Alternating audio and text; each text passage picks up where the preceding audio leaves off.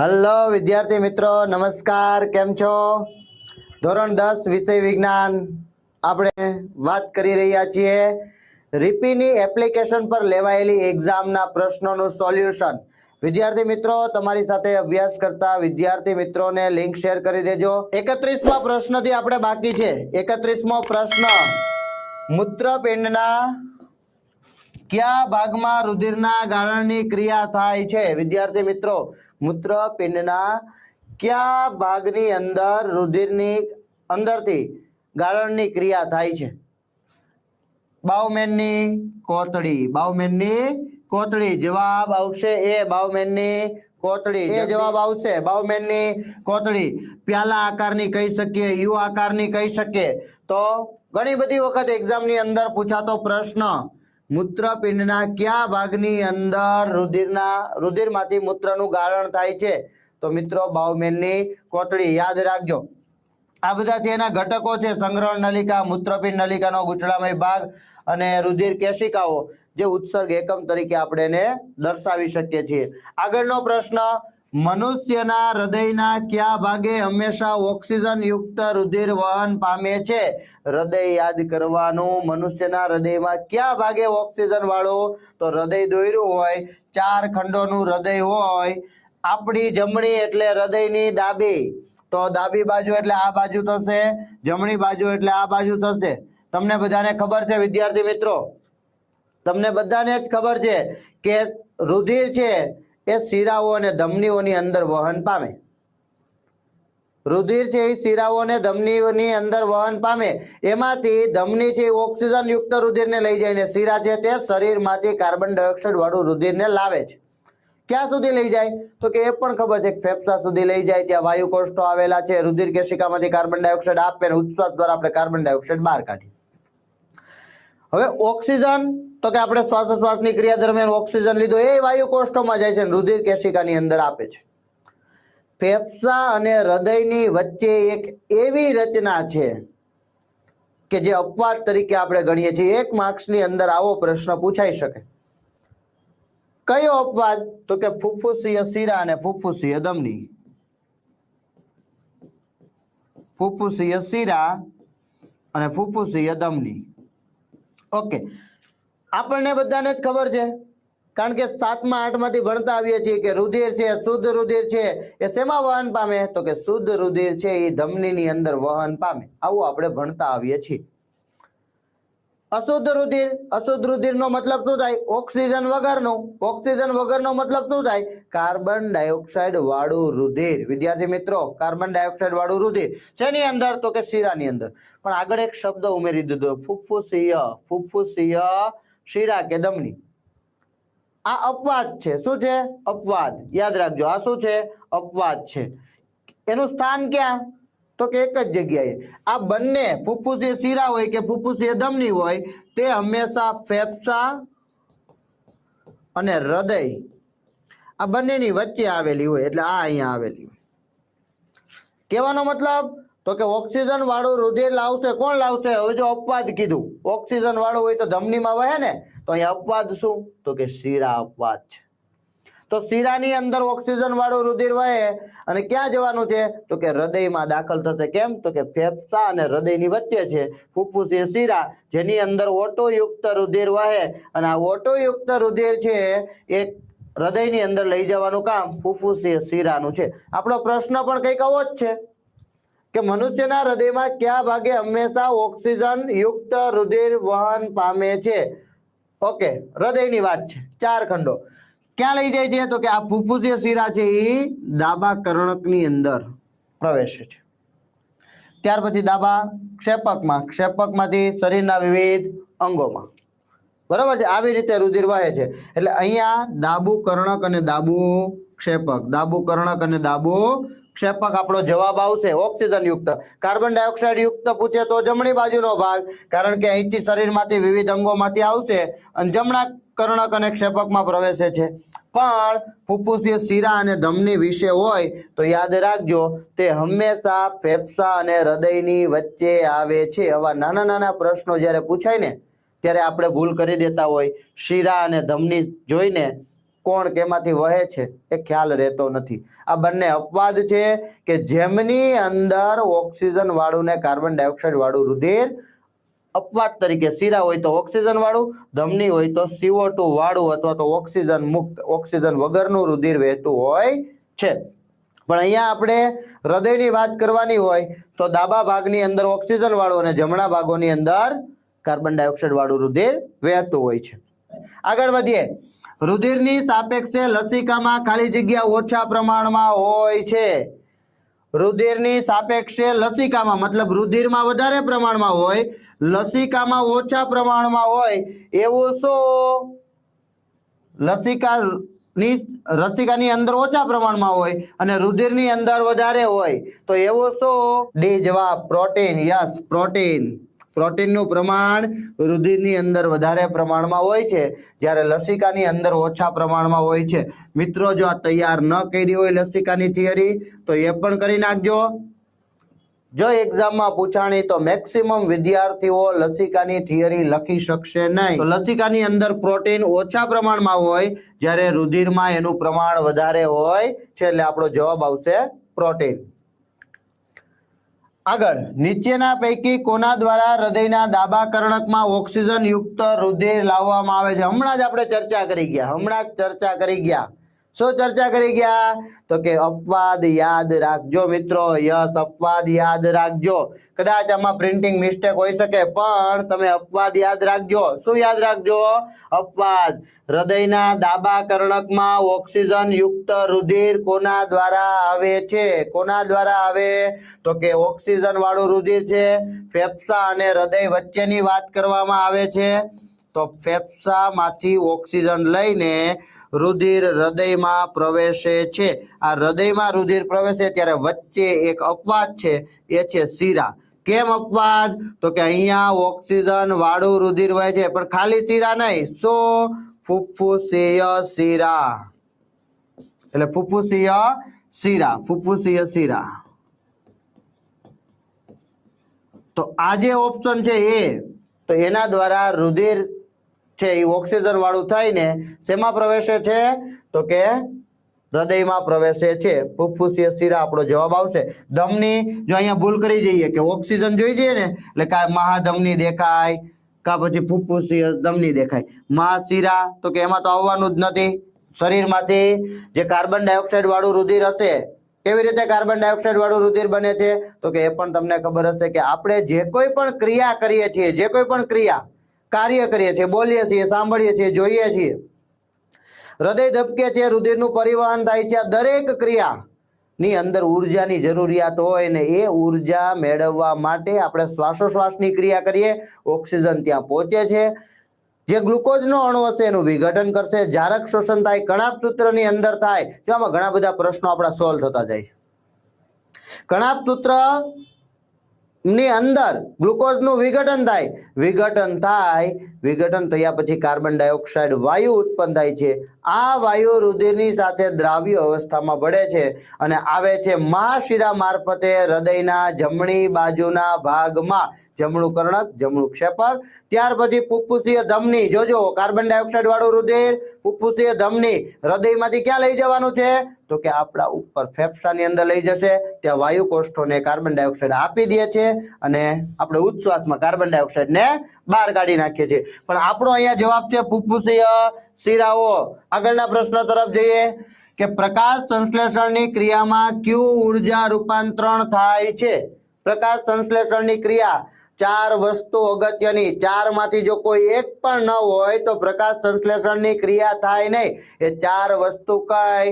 તો કે 4 વસ્તુમાં કાર્બન ડાયોક્સાઇડ, પાણી, પોતાનામાં ક્લોરોફિલ હોવું જોઈએ અને સૂર્યમાંથી સૂર્યપ્રકાશ. અહીંયા વાત કરી છે કે પ્રકાશ સંશ્લેષણની ક્રિયામાં કયું ઉર્જા રૂપાંતરણ થાય? મતલબ પ્રકાશ સંશ્લેષણનું સમીકરણ બને ને ગ્લુકોઝ બને. શું બને? ગ્લુકોઝ. ગ્લુકોઝ મતલબ રાસાયણિક શક્તિ કહેવાય. કેવી કહેવાય? રાસાયણિક શક્તિ. ઓકે, બે જગ્યાએ છે રાસાયણિક શક્તિ. પણ શેમાંથી બની? તો કે સૂર્યપ્રકાશની હાજરીમાં બની. તો સૂર્ય શક્તિનું રાસાયણિક શક્તિમાં રૂપાંતર થાય છે. આપણો જવાબ આવશે બી. યાદ રાખજો, સૂર્ય શક્તિનું રૂપાંતરણ રાસાયણિક ઉર્જા. આ રાસાયણિક ઉર્જા મતલબ ગ્લુકોઝ. ગ્લુકોઝમાં રૂપાંતર થાય છે તો એ રાસાયણિક ઉર્જામાં રૂપાંતર થાય છે. આગળના પ્રશ્ન તરફ જઈએ. વનસ્પતિઓમાં જલવાહકમાં થતા પાણીના ઉદ્વ વહનમાં મુખ્ય પ્રેરક બળ કયું છે? પાણી ઉપર તરફ જાય એના માટે મુખ્ય પ્રેરક બળ કયું છે? પાણી ઉપર તરફ જાય એના માટે મુખ્ય પ્રેરક બળ તમને બધાને ખબર છે કે જો વનસ્પતિ નાના કદની હોય તો મૂળ દાબ દ્વારા પણ પાણી ઉપર સુધી પહોંચી જાય. ક્યારે? નાના કદની હોય તો, છોડ હોય નાનો તો. પણ ધીમે ધીમે ધીમે વનસ્પતિનો વિકાસ થાય, વૃદ્ધિ થાય, મોટા કદની વનસ્પતિ બને ત્યારે કયું જવાબદાર પ્રેરક બળ છે? મુખ્ય પ્રેરક બળ. તો મૂળ દ્વારા પાણીનું શોષણ, તો કે ના, જલવાહકમાં થતા પાણીના ઉદ્વ વહન. અહીંયા કીધું છે ઉપર તરફ વહન શાના કારણે થાય છે? યાદ રાખજો, ઉદ્વ દિશા એટલે ઉપરની તરફ અને અધો દિશા કીધું હોય તો નીચેની તરફ. ઉદ્વ દિશા એટલે ઉપરની તરફ, અધો દિશા એટલે નીચેની તરફ. તો નીચેની તરફ હોય તો અધો દિશા. અહીં આપણને કીધું છે ઉદ્વ દિશામાં. નાનો છોડ નહીં, વનસ્પતિ મોટા કદની હોય તો ખાલી મૂળ દ્વારા પાણી ઉપર ચડશે નહીં, આયનોનું શોષણ કરશે, બરોબર છે, એના કારણે પાણી મૂળમાં મેળવે, બરોબર છે. તો મૂળ દ્વારા પણ નહીં. ભૂમિમાંથી પર્યાપ્ત પાણીની પ્રાપ્તિ તો કે કરે જ છે, એમાં પણ ના નહીં, પણ આપણે તો ઉદ્વ વહન કરવાનું છે, ઉપરની દિશામાં વહન કરવાનું છે, તો એના માટે બાષ્પોત્સર્જન દ્વારા થાય છે. બાષ્પોત્સર્જન દ્વારા વનસ્પતિમાં પાણી છે એનો એક સળંગ માર્ગ રચાય ઉપર તરફ રચાય પર્ણ સુધી જાય. જ્યારે પર્ણના અધિસ્થ ઉપર એટલે કે ઉપરના સ્તરમાં જે વાયુરંધ્ર હશે, પર્ણરંધ્ર હશે, એ રક્ષક કોષો દ્વારા નિયંત્રિત હોય, એ બંધ અને ખુલવાનું નિયંત્રણ કરે છે. જ્યારે વાયુરંધ્ર ખુલ્લું હોય ત્યારે પાણીનો અણુ ગુમાવે. ત્યાંથી પાણીનો અણુ ગુમાવે એટલે એની નીચેનામાંથી પાણી મેળવે. કેમ? પાણી જ્યાં વધારે હોય ત્યાંથી ઓછા તરફ જાય મિત્રો. ક્યાં જાય? વધારે હોય ત્યાંથી ઓછા તરફ. વાતાવરણની અંદર પાણી ગુમાવી દીધું તો એની નીચેના કોષમાંથી એમ સળંગ જલવાહક પેશીમાં પાણીનો આખો સ્તંભ રચાય અને મૂળમાંથી પાણી શોષીને ઉપર તરફ લઈ જાય એટલે ઉદ્વ દિશામાં. નાની હોય તો સામાન્ય પ્રસરણની ક્રિયા દ્વારા પણ થાય. યસ, સામાન્ય પ્રસરણ મૂળ દ્વારા પણ નાના કદની હોય તો. આમ તો જેમ જેમ વનસ્પતિ વધવાની હોય ને તો એ નક્કી ન કરી શકે કે ક્યાં સુધી મૂળ દ્વારા જશે. એટલે શું થાય? તો કે પર્ણો બની ગયા તો બાષ્પોત્સર્જનની ક્રિયા સતત ને સતત ચાલુ જ હોય, કારણ કે એની અંદર ક્લોરોફિલ હોય. શેમાં હોય? રક્ષક કોષોમાં હોય. રક્ષક કોષો શેના વડે ઘેરાયેલા હોય? તો કે વાયુરંધ્ર છિદ્ર હોય ને એ રક્ષક કોષો વડે ઘેરાયેલું હોય. તો રક્ષક કોષો દ્વારા પાણીનો અણુ છે એ ખુલ્લું રહે એટલે પાણીનો અણુ ગુમાવ્યા કરે તો બાષ્પોત્સર્જન તો નાની વનસ્પતિ હોય ને ત્યાંથી ચાલુ જ હોય. પણ આ તો કેવા પૂરતું કે મૂળ દાબ દ્વારા નાની વનસ્પતિ હોય તો પહોંચી જાય ઉપર સુધી. પણ જો મોટા કદની વનસ્પતિ હોય, 3 માળ 4 માળ સુધી ઉપર વનસ્પતિ પહોંચી ગઈ હોય તો ત્યાં એમ જ સામાન્ય રીતે પાણી ઉપર તરફ ચડે નહીં. એટલા માટે મુખ્ય પ્રેરક બળ કોણ થવાનું છે? બાષ્પોત્સર્જન અથવા તો એને ઉત્સ્વેદન પણ કહેવાય. યાદ રાખજો, ઉત્સ્વેદન એટલે પાણીનો અણુ ગુમાવો બાષ્પોત્સર્જનની ક્રિયા દ્વારા, પર્ણો દ્વારા, બરાબર છે. ઓકે, તો ઉત્સ્વેદન થી થતું ખેંચાણ, તો એ પણ આ બાષ્પોત્સર્જન જે આપણું મુખ્ય પ્રેરક બળ રહેશે વનસ્પતિમાં ઉદ્વ દિશામાં. મહેશ ઠાકોર, નેક્સ્ટ ચેપ્ટર બેટા 2nd નંબર એસિડ બેઝ અને ક્ષાર. આપણે સોમવાર મતલબ આવતા વીકથી સ્ટાર્ટ કરવાના છે, બરાબર છે.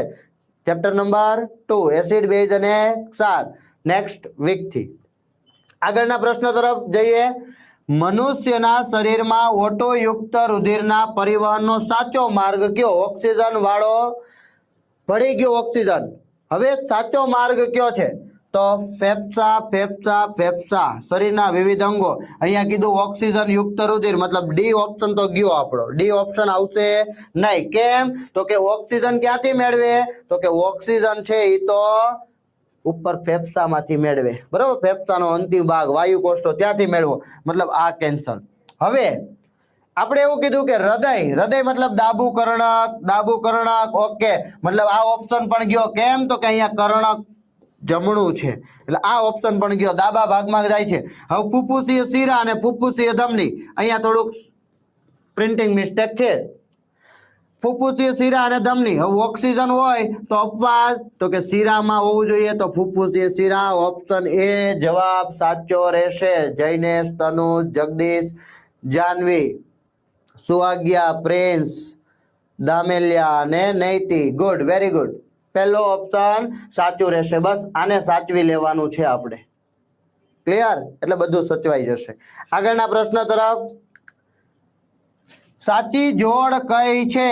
વિદ્યાર્થી મિત્રો જોજો, કદાચ મેક્સિમમ વિદ્યાર્થીઓનો આ પ્રશ્ન પણ કદાચ થોડા ઘણા અંશે ખોટો આવ્યો હશે, કારણ કે આની અંદર બે જવાબ આવશે મિત્રો. ક્યાં આવશે?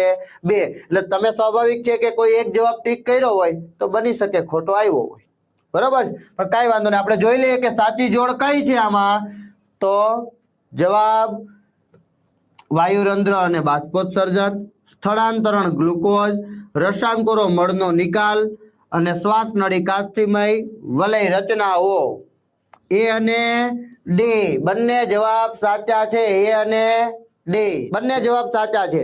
વાયુરંધ્ર બાષ્પોત્સર્જનની ક્રિયા કરે આ વિધાન પણ સાચું છે. અને એક્ઝામની અંદર તમે કદાચ આ ટીક કર્યું હશે તો તમારો જવાબ ખોટો આવતો હશે, પણ ગભરાવાની જરૂર નથી. એ આન્સર પણ કેવો છે? સાચો છે. અને શ્વાસ નળી કે જે કાસ્થિમય વલય રચનાઓ ધરાવે છે, શું કામે ધરાવે છે? કારણ કે શ્વાસ આપણે સતત ને સતત લેતા હોઈએ ને, બહાર કાઢીએ લઈએ, એ માર્ગ રૂંધાવો જોઈએ નહીં, બંધ થવો જોઈએ નહીં, એવો ને એવો રહેવો જોઈએ. એટલા માટે શ્વાસ નળી છે એની અંદર કાસ્થિમય વલય રચનાઓ જે માર્ગને બંધ થવા દેતી નથી, રૂંધાતો અટકાવે છે. એટલા માટે આ રચનાઓ આવેલી. તો આ બંને જવાબ સાચા છે. બંને જવાબ સાચા છે. આગળ જોઈએ.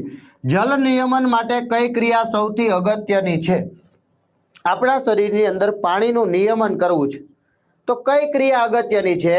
તો એ ક્રિયા માટે પોષણ આપ્યું છે આપણને, પરિવહન આપ્યું છે, શ્વાસોશ્વાસ આપ્યું છે, ઉત્સર્જન આપ્યું છે. જલ નિયમન માટે, જલ નિયમન આપણા શરીરની અંદર પાણીનું નિયમન કરવું છે. કઈ ક્રિયા?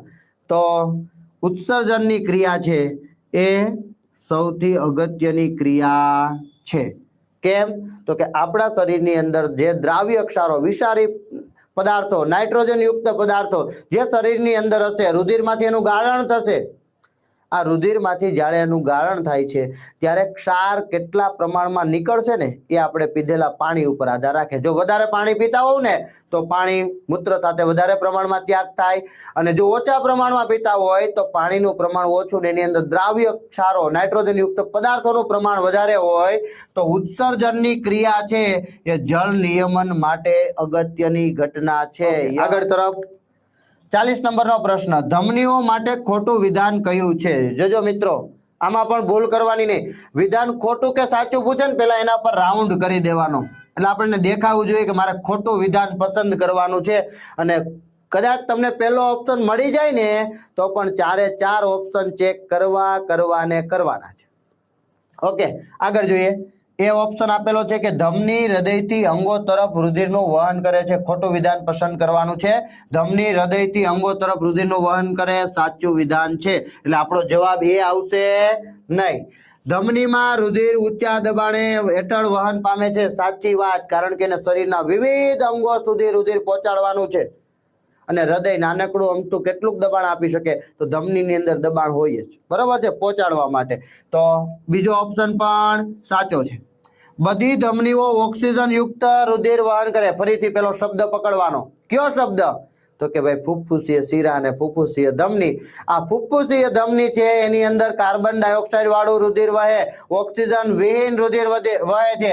તો ધમનીઓ માટે આ વિધાન ખોટું છે અને આપણો જવાબ પણ એ જ થશે. કેમ? તો કે ખોટું વિધાન પસંદ કરવાનું કીધું છે. ધમનીની દિવાલ જાડી અને સ્થિતિસ્થાપક હોય છે. એટલે આપણો જવાબ છે તે કયો આવશે? સી આવશે. આગળ વધીએ. રેઝિન અને ગુંદર વનસ્પતિના પદાર્થો છે. કયા પદાર્થો છે? તો ખાલી જગ્યા પદાર્થો છે. રેઝિન અને ગુંદર વનસ્પતિને જે વધારાના નકામા પદાર્થો હોય, નકામા પદાર્થોનો ત્યાગ કરે. એ આસપાસની ભૂમિમાં ત્યાગ કરે, થડના કેટલાક ભાગોમાં ત્યાગ કરે, પર્ણોની અંદર સંગ્રહ કરીને પીળું પર્ણ થાય ને પછી ખરી પડે એ પણ આપણને ખબર છે. આપણા માટે ઓક્સિજન મુક્ત કરે એ પણ એના માટે ઉત્સર્ગ દ્રવ્ય છે. તો આવા બધા પદાર્થો ઉત્સર્ગ દ્રવ્ય કહેવાય. શું કહેવાય? ઉત્સર્ગ દ્રવ્ય, જે એને જરૂરિયાત નથી અને એને ત્યાગ કરી દે છે, છોડી દે છે, એવા બધા પદાર્થોને શું કહીશું? ઉત્સર્ગ દ્રવ્ય.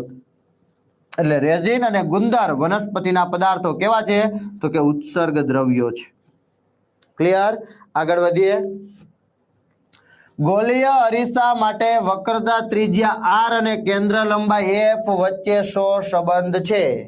ચલો, ગોળીય અરીસા માટે આપણે આકૃતિ દોરીએ. ગોળીય અરીસો, ધારો કે હું અંતર્ગોળ અરીસો દોરી દઉં છું. અંતર્ગોળ અરીસો દોરી દઉં એટલે બહારની બાજુએ તો મારે આવી રીતે લીટા કરવાના. એનો મતલબ એમ છે કે સપાટીને આપણે અપારદર્શક બનાવી. અપારદર્શક બનાવવા માટે રંગ કરી દીધો, કલર કરી દીધો, બહારની બાજુએ આપણે અપારદર્શક બનાવી દીધી. એનું ધ્રુવ P અહીંયા હોય, આપણે એનું કંઈ કામ નથી. પણ તમે વિચારો કે આ ગોળાનું કેન્દ્ર ક્યાં હોય? તો કે ગોળાનું કેન્દ્ર, ધારો કે પસાર થતી એક કાલ્પનિક રેખા છે, આ ગોળાનું કેન્દ્ર અહીંયા છે, તો આને આપણે વક્રતા કેન્દ્ર C કહીએ છીએ. વિદ્યાર્થી મિત્રો, શું કહીએ? વક્રતા કેન્દ્ર C. અને બંનેની વચ્ચે એટલે કે ધ્રુવ P અને C ની વચ્ચે એક મુખ્ય કેન્દ્ર F આવેલું છે. આ જે લંબાઈ છે એને આપણે કેન્દ્ર લંબાઈ F કહીએ. અને આ જેટલું અંતર હોય એટલું જ અંતર C અને F નું હોય, એટલે આ પણ F થાય, મતલબ 2F થાય. અને આખાને શું કહીએ? તો કે R ત્રિજ્યા, મતલબ R બરાબર 2F આવું થાય.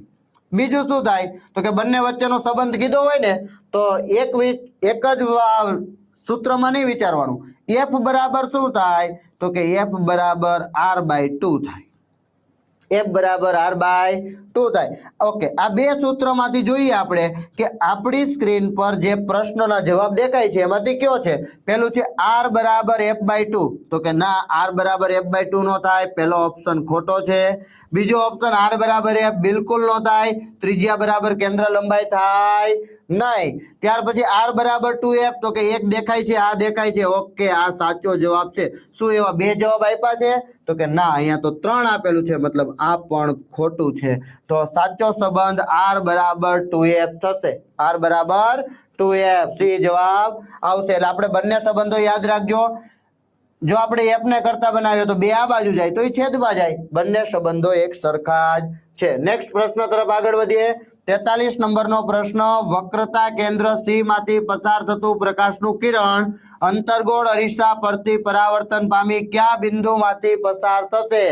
તો અંતર્ગોળ અરીસો દોર દેવાનો, બહારની બાજુએ રંગી દેવાનું. રંગી દીધા પછી એનું કેન્દ્ર ધ્રુવ P, એમાંથી પસાર થતી એક કાલ્પનિક રેખા, અહીંયા મુખ્ય કેન્દ્ર F, અહીંયા વક્રતા કેન્દ્ર C. વિદ્યાર્થી મિત્રો, કેટલા નિયમો? તો કે 4 નિયમો યાદ રાખવાના. શું 4 નિયમો? જો મુખ્ય અક્ષને સમાંતર આપાત થાય તો એ મુખ્ય કેન્દ્ર F માંથી પસાર થાય. બીજું, જો F માંથી પસાર થાય તો પરાવર્તન પામીને મુખ્ય અક્ષને સમાંતર જાય. ત્રીજું, જો વક્રતા કેન્દ્ર C માંથી પસાર થાય, વક્રતા કેન્દ્ર C માંથી પસાર થાય તો એ કિરણ અટળાઈને આ આપાત કિરણ છે, પરાવર્તન પામીને એ જ માર્ગે પાછું ફરે છે, મતલબ C બિંદુમાંથી પસાર થશે. ક્યાંથી? C બિંદુમાંથી. C બિંદુને શું કહેવાય? તો કે આ બિંદુને વક્રતા કેન્દ્ર કહેવાય. એટલે જવાબ આવશે B, વક્રતા કેન્દ્ર. જવાબ આવશે B. યસ, B જવાબ આવશે. વક્રતા કેન્દ્ર C માંથી પસાર થાય તો એ જ માર્ગે પાછું ફરે. અને ચોથો નિયમ પણ ડિસ્કસ કરી લઈએ. શું? તો કે જો ધ્રુવ P પર આપાત થાય તો જેટલા ખૂણે આપાત થાય એટલા જ ખૂણે પરાવર્તન પામે છે. 4 નિયમો. પહેલું, સમાંતર કિરણ જાય તો F માંથી પસાર થાય. બીજું, જો F માંથી પસાર થાય તો મુખ્ય અક્ષને સમાંતર આવે. ત્રીજું, C માંથી પસાર થાય તો એ જ માર્ગે પાછું ફરે. અને ચોથું, જો ધ્રુવ P પર આપાત થાય તો એટલા જ ખૂણે પરાવર્તન પામે છે. ચલો નેક્સ્ટ પ્રશ્ન જોઈએ. અંતર્ગોળ અરીસાની સામે વસ્તુને કયા સ્થાને મૂકતા તેનું આભાસી અને ચત્તુ પ્રતિબિંબ મળે? જો એ જોઈ લેવાનું. અંતર્ગોળ અરીસો, અંતર્ગોળ અરીસો હોય અને જો એનું આભાસી અને ચત્તુ પ્રતિબિંબ મેળવવું હોય તો કેટલી કિરણાકૃતિઓ? તો કે 6 કિરણાકૃતિઓ. કેટલી? 6. પેલા અનંત અંતરે મૂકો, F પર મળે. F પર મળે તો એ કેવું મળે? તો કે ભાઈ વાસ્તવિક અને ઉલટું મળે. નજીક લાવો C થી દૂર તો કે F અને C ની વચ્ચે મળે. કેવું મળે? વાસ્તવિક અને ઉલટું મળે. C પર મૂકો, સી પર પ્રતિબિંબ મળે. સી અને એફ ની વચ્ચે લાવો તો કે સી થી દૂર જાય પ્રતિબિંબ.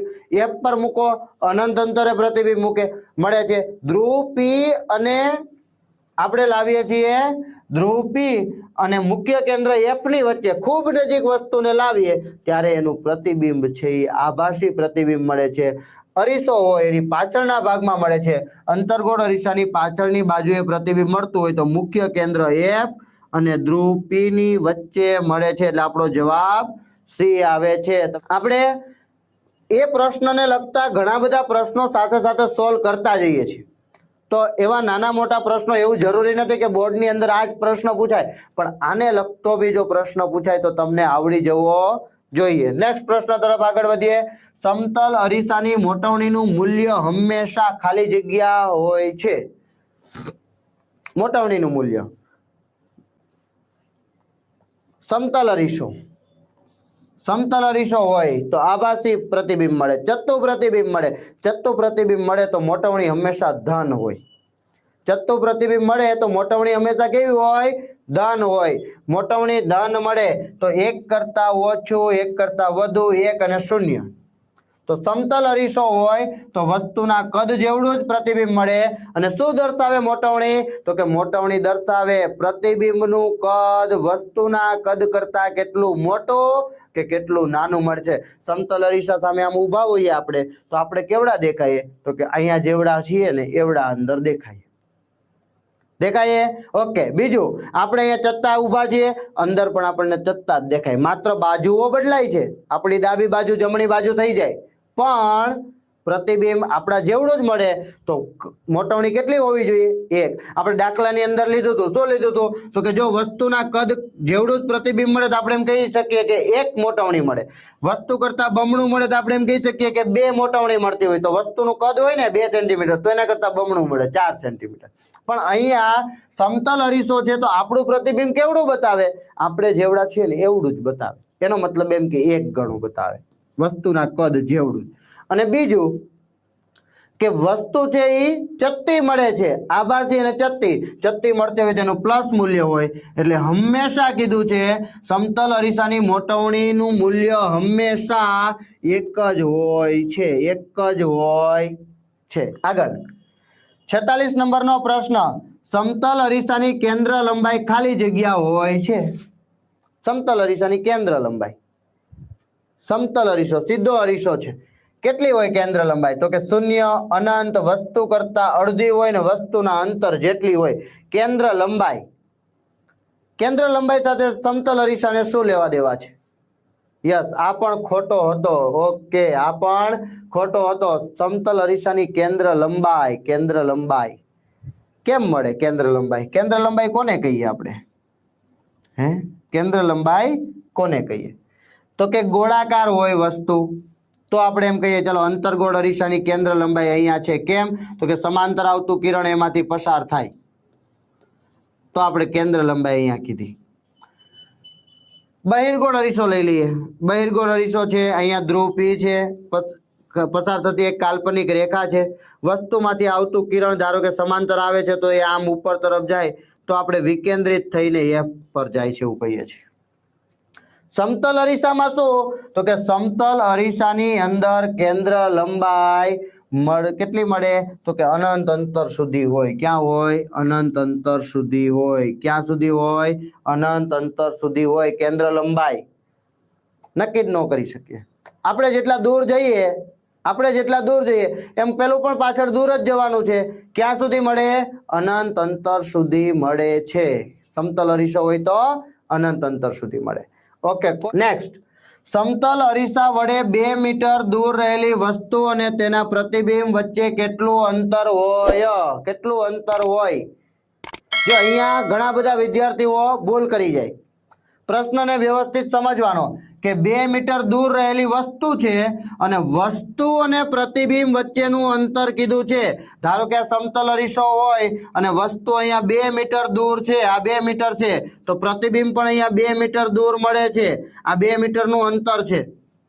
અને એવું કીધું કે વસ્તુથી પ્રતિબિંબ કેટલું દૂર મળે છે તો કે ટોટલ 2 + 2 4 મીટર મળે છે કેટલું મળે છે 4 મીટર તો અહીંયા યાદ રાખવાનું હવે પ્રશ્ન બદલી નાખે શું બદલે તો કે અહીંયા રહેલી વસ્તુ અરીસાથી તેનું પ્રતિબિંબ કેટલું દૂર હોય છે તો આપણે જવાબ બદલી નાખવાનો અરીસાથી એનું વસ્તુનું અંતર તો કે 2 મીટર જેટલું હોય પ્રતિબિંબ અંતર બરાબર છે તો એવો પ્રશ્ન પૂછાઈ શકે છે એ ધ્યાન રાખી લો આગળના પ્રશ્ન તરફ નીચેનામાંથી કયા દ્રવ્યની પ્રકાશીય ઘનતા સૌથી વધુ હોય છે વક્રી ભવનાંક વાળો પ્રશ્ન અહીંયા કીધું છે પ્રકાશીય ઘનતા વક્રી ભવનાંક કોનો વધારે છે એક કોષ્ટકની અંદર જો પહેલું અને છેલ્લું આપણે જે પદાર્થ છે એ તો યાદ હોવો જ જોઈએ પહેલો કયો તો કે હવાનો વક્રી ભવનાંક તો કે 1.0003 છે કદાચ એટલે કે 1 કરતા વધારે મૂલ્ય છે કેટલું છે